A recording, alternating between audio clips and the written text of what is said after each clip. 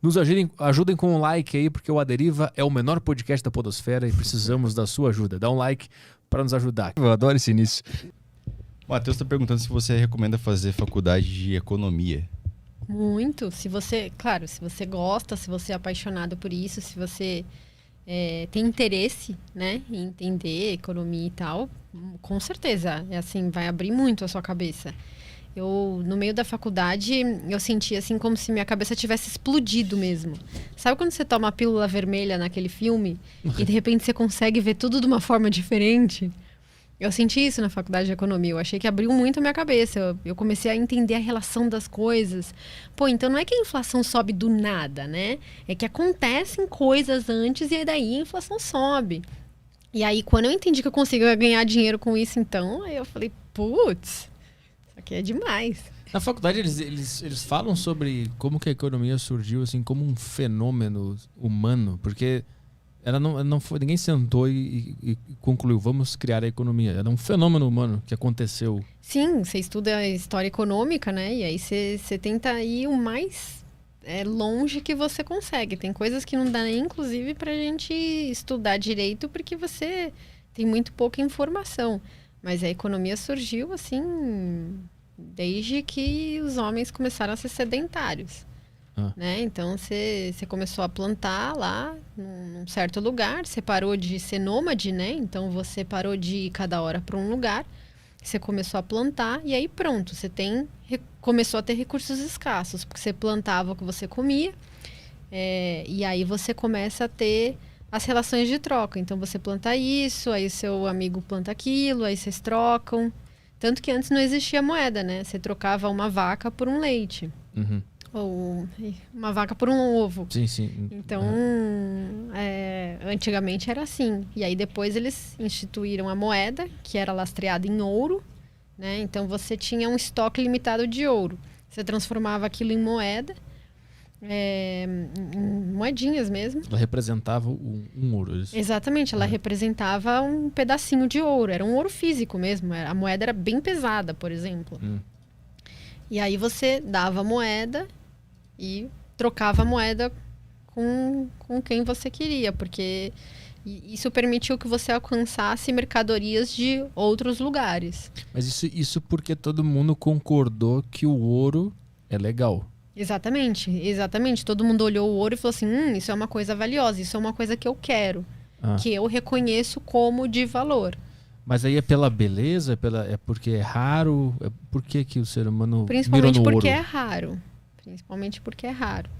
Só que tem quantidade suficiente para se tornar uma moeda, além de propriedades que você consegue, de fato, fazer uma moeda.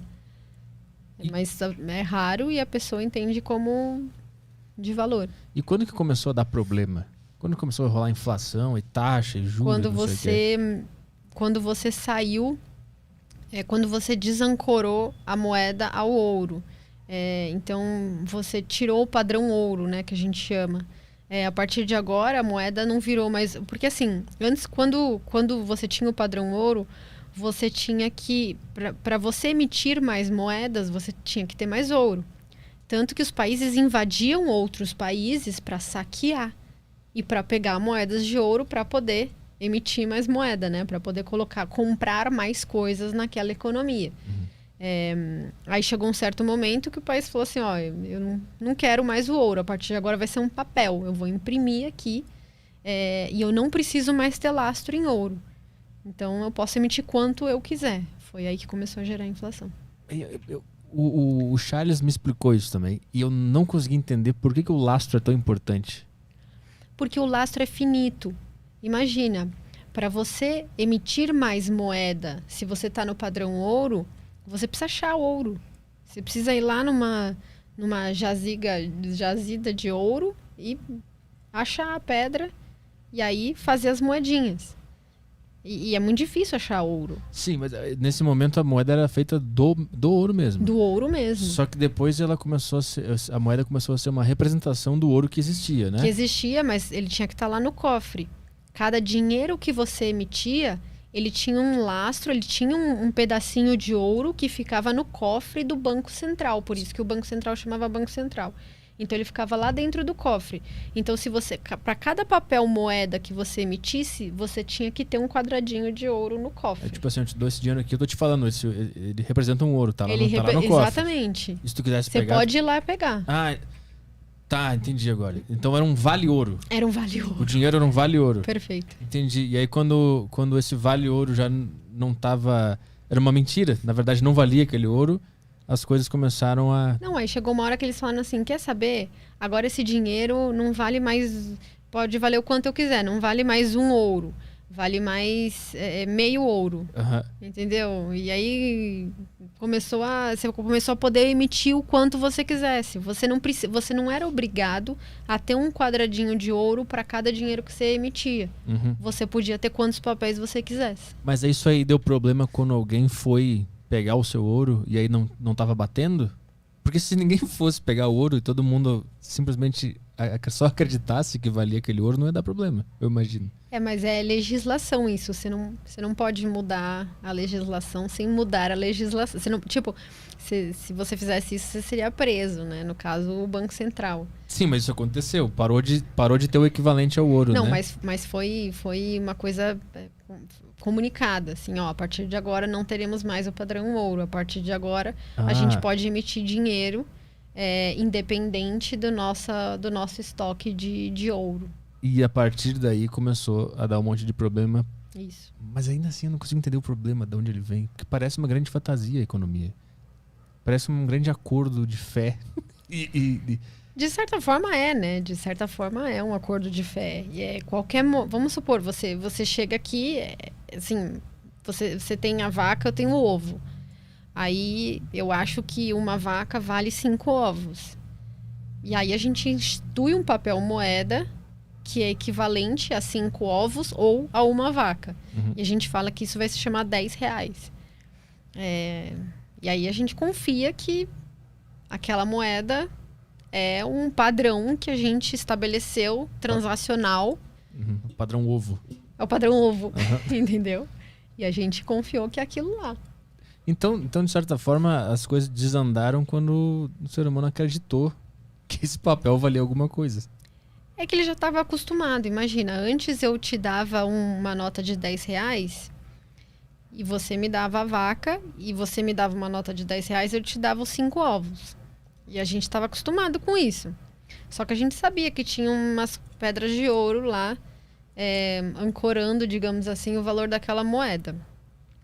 A partir do momento que ele fala assim, não, agora esquece as pedras de ouro, continua transacionando aí. Você concorda comigo que se você não emitir mais nenhuma nota, tanto faz. Eu continuo comprando a sua vaca e você os meus ovos e a gente continua transacionando os R$10. O grande problema, é quando o Banco Central começa a imprimir mais dinheiro e jogar mais dinheiro na economia. E fala assim, agora eu vou construir essa ponte, eu vou imprimir dinheiro aqui para construir. Aí a gente tem aquele problema das mesas e cadeiras que eu falei para você. Todo mundo tem dinheiro, todo mundo quer comprar uma mesa que você faz só 5 por mês, e aí isso começa a gerar inflação. Eu entendi então porque que o laço é importante. Porque ele impede a impressão. Isso. É só por isso, não é porque o ouro tem um valor intrínseco. Não. É uma coisa que você escolheu representar, mas como o ouro é finito e muito difícil de se conseguir, você não consegue imprimir mais, você não consegue emitir mais moeda, você precisa do ouro e é difícil de conseguir. Entendi. É por isso que os caras falam tanto dos Bitcoin da vida, que eles falam que é escasso. Que é escasso e por isso que é bom, porque isso que é bom. Eu nunca entendi por quê. O Bitcoin é o oposto até, né?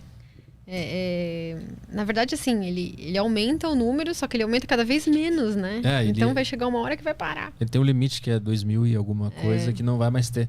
Pois é. Aquele EGLD que a gente viu, o Augusto Bax falou que o limite dele de emissão vai ser... antes do Bitcoin. Ele vai parar antes do Bitcoin. Por isso que ele aposta que vai ser uma das maiores moedas. Entendi. Porque ela vai ser escassa antes do Bitcoin. Entrou alguma coisa aí?